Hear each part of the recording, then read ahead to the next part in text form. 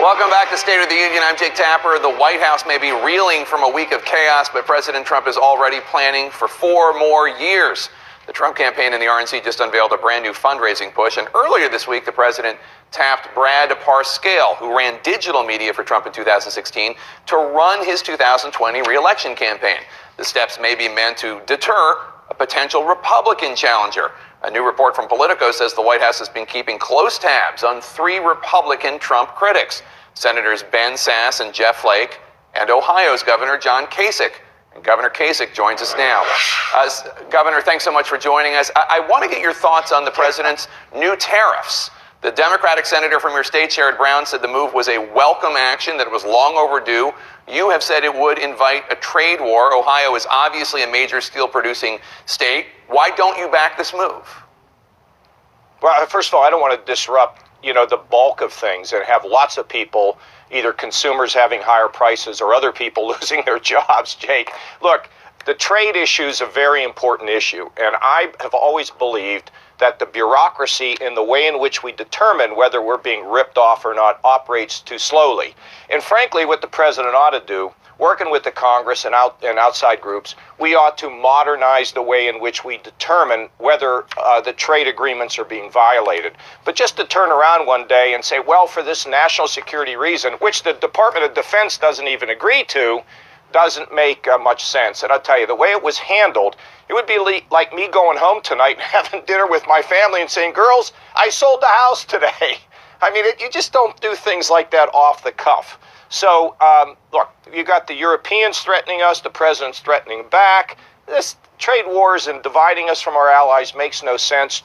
Now, look, fair trade is important, Jake. And that's why this whole mechanism of not allowing bureaucrats to slow the process down. And if somebody cheated us, okay, if somebody cheats us, by the time they get called on it, the jobs are lost. So we need an expedited process. That's where the president ought to focus. The president also met with bipartisan lawmakers this week when he said this about a new proposal for gun violence restraining orders. Take a listen.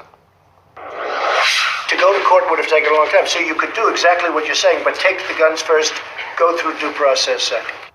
Now, you have proposed a gun violence restraining order in Ohio, which would allow the restraining order, but only after due process, after a court ruling. What do you think about President Trump saying take the guns first and then do due process?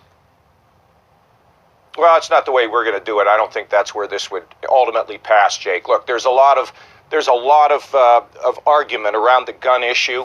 What I tried to do out here was to bring those who are very strongly pro-gun with those who they believe in the Second Amendment but think there ought to be limits, and come up with a package that we think could pass. It's not enough to just say something. You want to pass something. So I'm optimistic we will. In terms of our gun restraining order, it means if you have somebody in the family who sees trouble in the family, they have an ability to either go to law enforcement or the court in order to get those guns out of that person who's having a very difficult time, get the guns away from them. If you're a neighbor or somebody outside, you can go to a police officer who can investigate and then go to the judge. There's got to be speed in this, because we don't want people who are emotionally in upheaval, who could pose a threat either to themselves or to somebody else, to be in a position of where they can have a gun.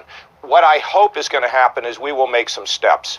And, young people, the millennials, the Gen Xers are saying, look, we've heard enough. Deliver something. Deliver something. We don't want all these excuses. Deliver something. And frankly, they put it to me every once in a while, and I try to explain to them the politics of why it's so difficult. They don't want to hear it. And you know what? Good for them. Bully for them. I love them. I love the way that they're saying, let's do the art of the impossible rather than the art of the possible. And the more they push, the better chance we have of getting something done to have greater gun safety and better protection for everybody in our country. I think on behalf of all members of Generation X, I thank you for calling us young. But I want to move on. The president has said... Yeah, Jake, you don't fit in that. I'm sorry. You just don't. You used to be. You try to look that way. Just like I do. I'm trying. It just doesn't work. Just trying. Fake news. President Trump has said he wants to work with Russia. But just this week, Putin said he's developed a nuclear missile that could avoid existing American missile defense systems. We haven't heard anything yet from the president. Would you be doing something differently if you were in the Oval Office right now when it comes to Russia? Look, a number of things. First of all, I do give the Trump administration credit for delivering anti-tank weapons to the Ukrainians. They needed to have it. Secondly, working with our allies, which is why we don't want to have some big trade war over something that really doesn't hold water. We need our friends in Europe and us to make sure that the Baltics feel protected. The other thing is cyber. Let me say one thing about cyber, Jay, that has really, Jake, there's really never been said. The presidents are exploiting the divisions in our country using the cyber warfare against us. In other words, when we fight, they then use the information to try to divide us further and anger us further. This issue of cyber is a big deal, and we ought to have one single cyber command. And the other thing is we're going to have to do detection, and unfortunately we're going to have to modernize our forces, which is money we're going to have to spend on defense, more money on defense, some of which we would all wish we would spend at the National Institutes of Health. One final thing about defense. You have to clean up defense. You don't need all this infrastructure for all these bases. All we're doing is taking care of pork barrel politics at the expense of other priorities while building a strong defense. President Trump named Brad Parscale as his 2020 campaign manager this week. A new report in Politico says that you are one of 3 potential Republican challengers that the White House is keeping an eye on. What do you make of you being singled out as a threat to the president's reelection? It's the first time I've heard of it, and it doesn't mean much to me. Look, I'm going to be out of being governor here soon. I hear applause in the background. I'll be out. I don't know what I'm going to do, but all options are on the table, both for me in my private, my professional life.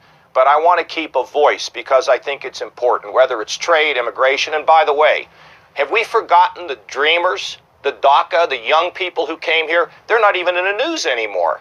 And I can't believe Congress got to do something on guns. And you know what? I think the president will sign something. If he doesn't, send it to him anyway. I mean, the deal isn't don't ask permission. You legislate, you get it to the president, you see what he does. I believe he'll sign some really good, strong, common sense gun legislation. Send them the dreamers. We can't be taking these kids that have been, or young people who have been here, some of them for 20 years, and ship them out of the country for political reasons. So, Governor, it's like everything falls off. The agenda moves so quickly, we can't stay focused on anything, and that's not very helpful to us. You said you're keeping all your options open. I'd asked a question about you possibly running for president in 2020. You said you're keeping all options open. Senator Jeff Flake said he thinks there should be a Republican challenger to President Trump in 2020. Without getting involved in whether or not it's going to be you, do you think a Republican opponent could win a primary fight with the president? Come on, Jake, we don't know what's going to happen next week. That's not, all I am doing is making sure that both now and when I'm out, that I can have a voice that can help the country, that can bring it together. That's all I'm particularly interested in at this point. And if I go any farther than that, Jake, I won't be able to get in my house tonight. My wife will have it barricaded. So I'm not going there. I appreciate But listen, this show's been so calm, and now all of a sudden you got to throw a couple hand grenades in there, right, to stir everybody up. You're tired, Jake. Don't stay so late at the gridiron. I like to mix it up. Governor Kasich, always good to see you. Thanks so much. Jake, you're the best. Thank you. All right. A rough week for the president. The top advisor resigns a public battle with his attorney general, and we're now learning it could be even worse. President Trump has reportedly started his own doctor-recommended diet. Is he hangry? That's next.